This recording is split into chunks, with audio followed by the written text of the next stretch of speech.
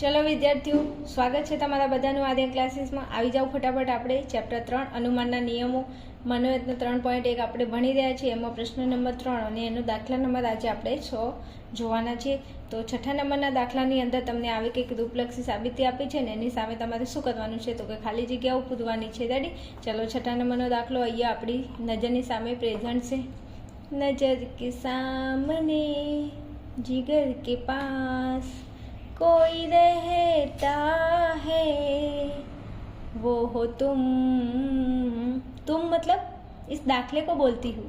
हाँ, બીજા કોઈને નથી કહેતી, તમે પાછા મજા ના કરતા. ચાલો, હવે આપણે આ દાખલાની અંદર આપણી નજરની સામે આ દાખલો છે અને આ દાખલાને આપણે આજે સોલ્વ કરવાનો છે. ડેફિનેટલી સોલ્વ કરીશું. હવે અહીંયા સૌથી પહેલાં આ 1, 2, 3 અને 4 પી BLP નહીં, પીનો મતલબ થાય છે આધાર વિધાન. આ 1, 2, 3 અને 4 એ શું છે? તો કે આધાર વિધાનો છે.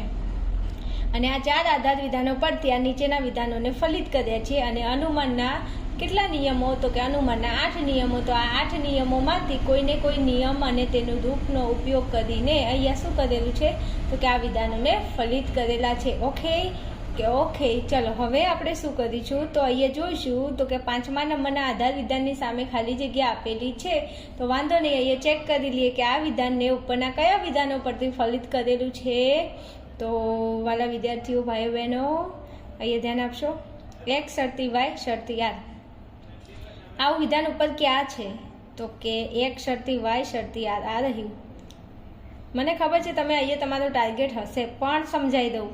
અહીંયા છે શરતી, અને જે શરતી હોય તો તમે એમપીનો નિયમ યુઝ કરીને તમે અહીંયા આને વિચારી શકો, પણ અહીંયા એમપીનો નિયમ નથી આવતો. કેમ?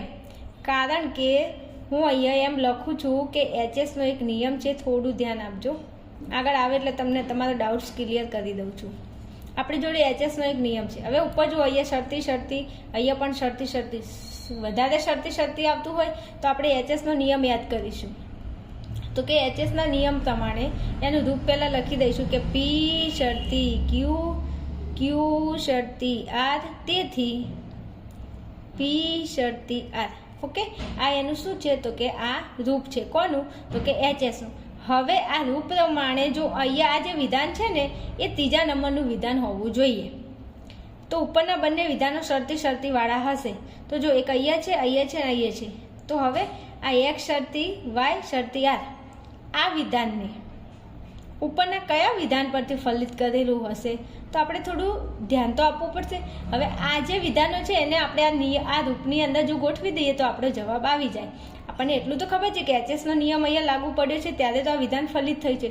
પણ કયા આધાર વિધાનો હશે? પહેલું હશે, બીજું, ત્રીજું, કયા આધાર વિધાનો હશે? તો અહીંયા આપણે આ જે પી છે તો પી એટલે આપણું આ x શરતી y, આ પી વિધાન.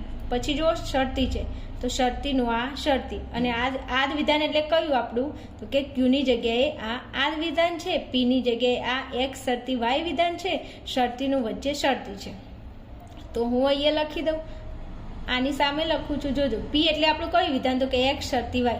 આ તમારા માટે લખું છું, ઓકે, તમને સમજાવવા માટે. તો પીની જગ્યાએ છે x શરતી y, પછી શરતી દેખાય છે. એક જ મિનિટ, આમ રાખું છું, થોડું જગ્યા નથી એટલે તકલીફ પડે છે. ચલો, આર એટલે કયું વિધાન? તો આરની જગ્યાએ આર જ છે, તો અહીંયા લખી દઉં આર. હવે જોજો, અહીંયા ધ્યાન આપજો બરોબર. પીની જગ્યાએ આ વિધાન છે, શરતીનું આ શરતી, આરની જગ્યાએ આ જ વિધાન છે. હવે હું એમ કહું છું કે આ પી ઉપરના બંને આધાર વિધાનોમાં કઈ જગ્યાએ છે? તો કે આ રહી જો અહીંયા પહેલા નંબરમાં. તો અહીંયા પીની જગ્યાએ કયું વિધાન છે? x શરતી y. તો આ પી છે, પીની જગ્યાએ આપણે x શરતી અને y લખી શકીએ. તો કે 100%. પછી કોણ છે? તો કે શરતી છે. તો શરતીનું શરતી આવે તો કે આવે. હવે આપણને અહીંયા પી અને આર આપણી જોડે છે, ક્યુ તો છે નહીં, તો કંઈ નહીં, ક્યુ ના હોય તેની જોડે ખાલી જગ્યા રાખી દો. હવે આપણી જોડે પી હતો તો પીની જગ્યાએ આ એક શરતી વાય હતું તો આપણે અહીંયા પી અહીંયા આધાર વિધાનમાં આવતું હતું તો એની જગ્યાએ આપણે એક શરતી વાય મૂકી દીધું. ક્યુ આપણને ખબર નથી તેથી ખાલી જગ્યા. હવે નિયમ પ્રમાણે બીજા નંબરના આધાર વિધાનમાં કોણ આવે તો કે ક્યુ શરતી આર આવે. તો ક્યુની તો આપણને ખબર નથી તો ક્યુની જગ્યાએ ખાલી જગ્યા છોડો. શરતી આવે તો શરતીનું શરતી. હવે આર તો કે આર એટલે આર આવ્યું. આરની જગ્યાએ કયું વિધાન છે તો કે આર વિધાન. તો અહીં લખી દો આર. અરે આમ આરની જગ્યાએ આર વિધાન. અહીંયા કોણ છે આર. હવે જો આપણી જોડે ક્યુ વિધાન નથી, આપણી જોડે આ ક્યુ વિધાન નથી તો ભલે ને ક્યુ વિધાન ના રહ્યું પણ તમે એક શરતી વાય તો છે ને તો કે હા આ છે આપણી જોડે પી વિધાન છે, અહીંયા આપણી જોડે આ જ વિધાન છે. તો આના આધારે તમે આ બાજુ ચેક કરો તો કે આવું કોઈ આધાર વિધાન તમને દેખાય છે તો કે આગળ એક શરતી વાય આવતું હોય પછી શરતી અને ખાલી જગ્યા. તો આવું એક શરતી વાય વિધાન ક્યાં છે તો અહીંયા જો આ રહ્યું આ એક શરતી વાય. તો આપણી જોડે તો છે જ એક શરતી વાય પછી શરતીનું શરતી. તો આ શરતીનું શરતી આપણી જોડે ક્યુ વિધાન નથી, આપણી જોડે નથી પણ અહીંયા તો છે જ ને અને આપણને ખબર નથી પણ હવે ખબર પડી જાય એ શરતી બી એ કયું વિધાન છે તો કે ક્યુ વિધાન. તો અહીંયા હું એમ મૂકી દઉં એ શરતી બી. એટલે જો આપણું પહેલા નંબરનું આ પી શરતી ક્યુ વાળું આપણને આધાર વિધાન મળી ગયું આખું તો કે મળી ગયું. આ કયા નંબરે છે તો કે એક નંબરે. તો અહીંયા આપણે એક નંબર લખી શકીએ. બીજું હવે આપણી જોડે ક્યુ વિધાન આવી ગયું. ક્યુ વિધાનની જગ્યાએ કોણ છે તો કે એ શરતી બી. તો અહીંયા ક્યુ આવે છે આ દેવે જો ક્યુ શરતી આર તો આપણને ખબર છે કે આરની જગ્યાએ આર જ છે પણ ક્યુ વિધાન નથી ખબર. પણ હવે અહીંયા ક્યુ વિધાન આવી ગયું એ શરતી બી. તો હવે ક્યુની જગ્યાએ કોણ હશે એ સમૂહ છે કે હા શરતી છે એ શરતી બી. એ શરતી બી શરતી આર આવું વિધાન તમને ક્યાંય દેખાય છે જોજો આ દેજો એ શરતી બી શરતી આર. ક્યુ વિધાન ખબર નથી તો અહીંયા આપણું ક્યુ વિધાન આવી ગયું. તો ક્યુ વિધાન અહીંયા જે હોય એ જ અહીંયા હોય. તો એ શરતી બી શરતી આર. તો આ કયા નંબરે છે તો કે બીજા નંબરે છે. તો એક નંબર અને 2 નંબર ઉપરથી આપણું આ વિધાન ફલિત કરેલું છે. જો જવાબ આવી ગયો. શું વાત છે, જવાબ આવી ગયો, મજા પડી ગઈ. જો આપણું આ વિધાન ફલિત થયું છે પણ કયા આધાર વિધાનો તો કે 1 નંબર અને અહીંયા મેં કીધું હતું આ બીજા નંબરનું આધાર વિધાન પરથી. તો અહીંયા લખો 1 નંબર, અહીંયા લખો 2 નંબર. નિયમ કયો યુઝ કર્યો છે એચએસનો નિયમ લગાડ્યો છે. વિદ્યાર્થીઓ તમને સમજાય એવી સાદી સિમ્પલ ભાષામાં સમજાવું છું પણ તમને જો અનુમાનના નિયમો રૂપો ના આવડે તો હું ગમે એટલું સમજાવું તો ભેંસ આગળ ભાગવત પથ્થર ઉપર પાણી એવી વાત થાય. એટલે મહેરબાની કરો મારી ઉપર અને તમારી ઉપર પણ કે અનુમાનના નિયમો અને રૂપો તૈયાર કરી લો. ના આવડતા હોય તો ડિસ્ક્રિપ્શનની અંદર જાઓ, વિડીયોની લિંક આપેલી છે એમાં અનુમાનના નિયમો અને રૂપો તૈયાર કરી લો અને પછી દાખલા ગણો, મજા આવશે. ઓકે ચલો હવે 6થા નંબરે જે વિધાન છે. તો 6થા નંબરે જે વિધાન છે તો આ જે વિધાન ઉપર તમને કઈ જગ્યાએ દેખાય છે તો કે અહીંયા પણ છે અને અહીંયા પણ છે. તો જ્યાંથી તમારે આપણે સહેલું પડતું હોય ત્યાંથી આપણે આ વિધાનને ફલિત કરવાની કોશિશ કરશું અને અનુમાનનો નિયમ લગાડીશું. હવે જો અહીંયા જે છે તો અહીંયા જે છે જેની આગળ સર્વોપરીકારક શરતી છે ને અહીંયા જે છે એની આગળ સર્વોપરીકારક તરીકે શરતી છે. તો શરતી હોય એવો અનુમાનનો નિયમ કયો તો હું અહીંયા લખું છું એક એમપીનો નિયમ છે કે એમટીનો નિયમ છે.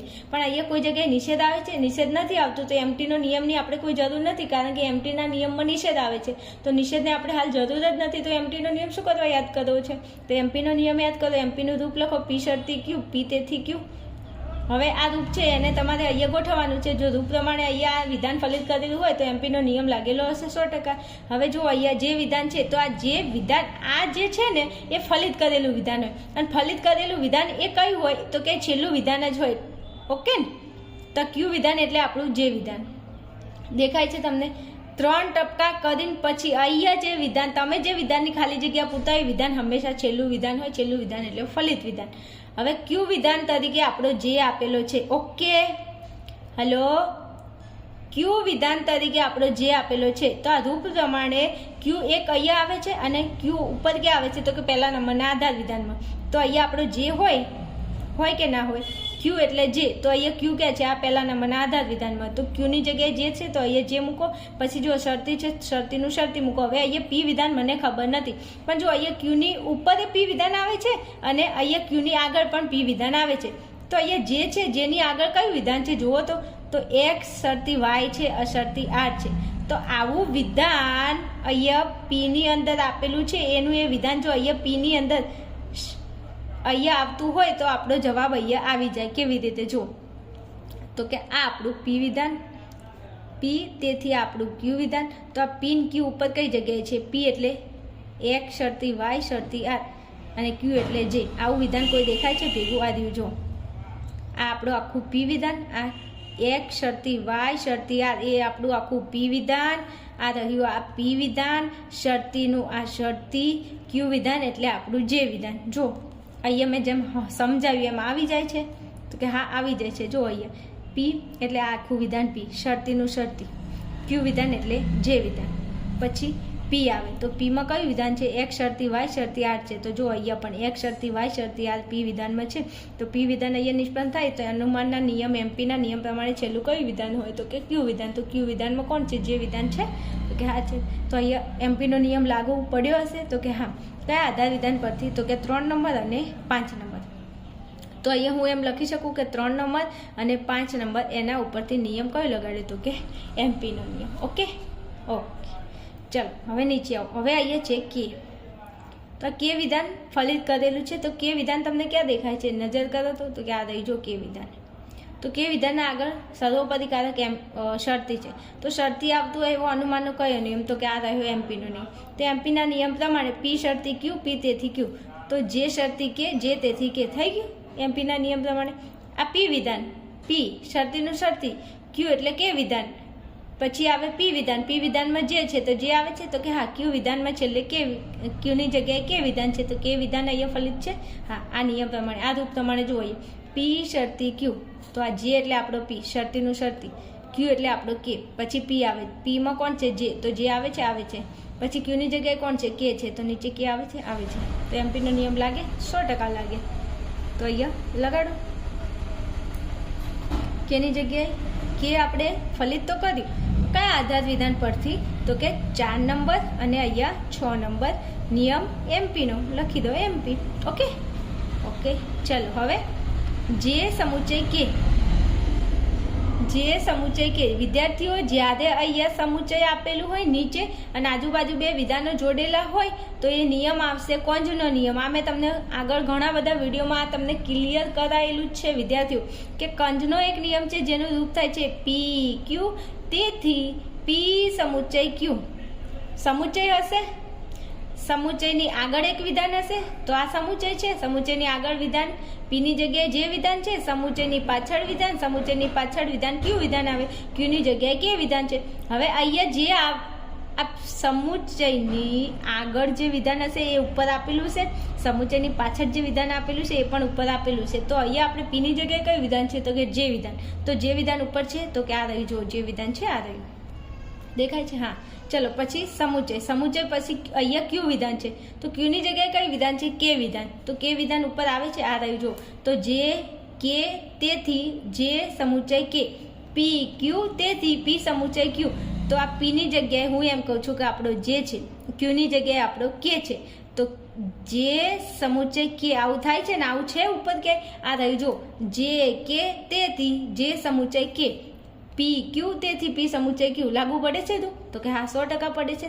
તો લખી દો ને. રાહ કોની જોવો છો? 6 અને 7 નિયમ કંજનો નિયમ. ઓકે મારા વાલા વિદ્યાર્થીઓ, ઓકે. તો હવે અહીંયા નીચે પણ શું છે? તો નીચે એ જ છે. કોણ છે? જો આ સમુચયનું સમુચય, આ આપણું પી વિધાન. સમુચય પી સમુચય ક્યુ. તો આ પી ઉપર ક્યાંક હશે ને ક્યુ હશે. પી આ પી ક્યુ તેથી પી સમુચય ક્યુ. પી વિધાન ક્યાં છે? જે શરતી કે ઉપર ક્યાં છે? તો આ રહી જો 4થા નંબરમાં. જે શરતી કે 4 નંબરમાં છે તો અહીંયા લખી દો 4 નંબર.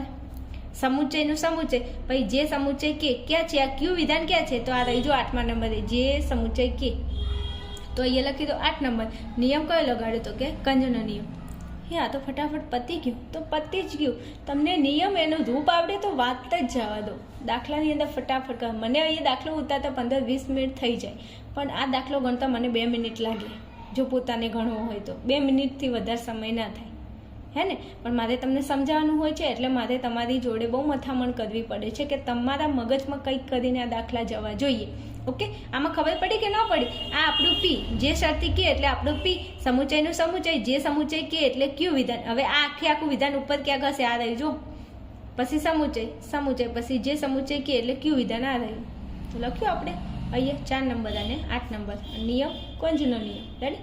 આવી ગયો આપણો જવાબ, ખાલી જગ્યા. કોઈ તકલીફ? નો તકલીફ, बिना टेंशन के दाखला गणो, मौज करो, तत्वज्ञान में मार्क्स लाओ, बस यही तो हमारा मोटो है। तत्वज्ञान में मार्क्स, तत्वज्ञान में 100 માંથી 100 मार्क्स, तत्वज्ञान में 100 માંથી 95, 99, 97, 98, बस आटलो टार्गेट है। 100% कोशिश करूँ छूँ तमारी माटे। तमे जो व्यवस्थित दाखला गणता रहेशो ने तो 100% तत्वज्ञाननी अंदर જ્યારે એક્ઝામ હશે એના પહેલાં તમને એકદમ એટલા મસ્ત તૈયાર કરી નાખીશ કે 100% તમે માર્ક્સ લાવશો। પણ એના માટે 100% ભણવું પડે ને વિડીયો જોવો પડે, જે તમે જોવો જ છો। ઓકે, રોજ તમને કહેતી નથી કે ચેનલને સબસ્ક્રાઈબ કરો, પણ જો એવું લાગતું હોય કે ચેનલ તમારા માટે બહુ યુઝફુલ છે તો તમે 100% એને સબસ્ક્રાઈબ કરી શકો છો।